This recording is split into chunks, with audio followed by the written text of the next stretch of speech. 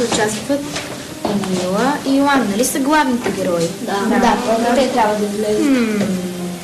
След това е сцената с Пепи И с теб, да. Преди седмица четвъртокласниците решават, че могат да направят своя версия на сериала Перла. Речено сторено. Само след няколко дни сценарият е готов и вече текат първите репетиции.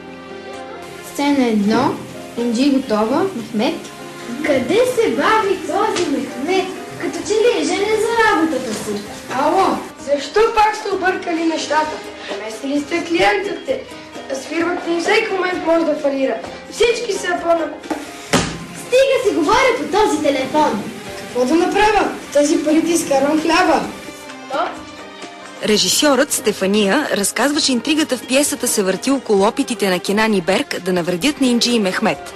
Кенан и Берк замислят, открадват пари от тяхната фирма, на Мехмет фирмата и обвиняват Инджи за тази работа. Но после полицая, нашия полицай, открива всичко и вече Инджи и Мехмет са си заедно и са се обичат. Като истински професионалисти, доскоро малките актьори са държали в тайна всички подробности от работния процес. И като на истинските звезди от Перла, днес им се наложи да отговарят и на някои лични въпроси. Да ми кажете, Инджи и Мехмет в реалния живот гадни ли са? Не! Обаче в първи глас Мехмет харесваше нашата Инджи. За BTV новините, Кристина Войдимирова.